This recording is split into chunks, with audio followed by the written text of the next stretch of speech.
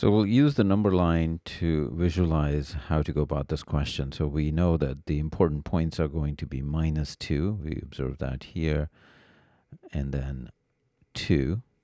So we'll start by looking at the region that are where x is greater than 2. So now I can remove the absolute value because x plus 2 here will be positive and x minus 2 as well.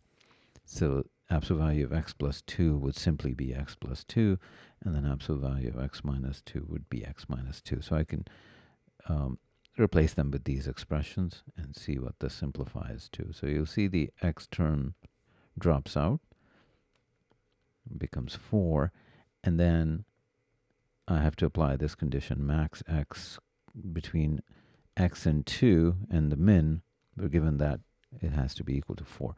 So since x is greater than 2, x will be the larger of the two numbers. So that's x, and then minimum of those two would be 2 because x is greater than 2. So that's our condition, and that gives us x equal to 6, which does satisfy our original condition, so that's one solution. Next, I'm going to jump to x less than -2, and then we'll come to that region. So again, x is less than -2. And in this case, x plus 2 will be negative.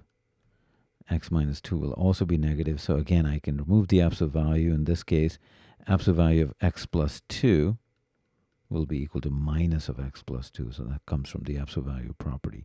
And we'll do the same thing here. We know for sure it's negative, the quantity inside, because x is less than -2. So you'll see this minus becomes plus. And then if I simplify that, again, the x term drops out, is equal to -4. And now again, I have to equate this to the original condition and see how x and 2 compare. So x is a number less than -2, so 2 is the larger one, so that becomes 2. A minimum between x and 2 will be x. So that's our condition. If we solve this again, you get x equal to 6. But of course, our condition was x is less than -2, so this is not a solution, meaning there's no solution that satisfies in this part of the number line. And then finally, we come to the region where x is between -2 and 2. And in this case, x plus 2, so if you, for example, if you look at this part and you add x plus 2 as positive, or you can also see from the numbers. So that means absolute value of x plus 2 becomes just x plus 2. And x is less than 2. X is less than 2, so that becomes negative. So absolute value of x minus 2 would be equal to minus of x minus 2. So if I, again, simplify that algebraically, x plus 2 minus of this guy, meaning minus, I should say, x minus 2. So that becomes plus.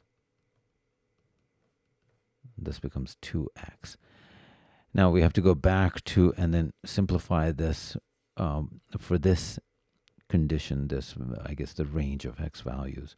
Max x comma 2 minus min x comma 2. So x is clearly less than 2, so 2 is the larger one, the higher value, and then minimum between x and 2 will be x. So this is our resulting equation. If we solve it, we get x equal to 2/3. So that's the other solution. So the original question was, what's the number of distinct real values? There are 6 and 2/3, so the answer is 2.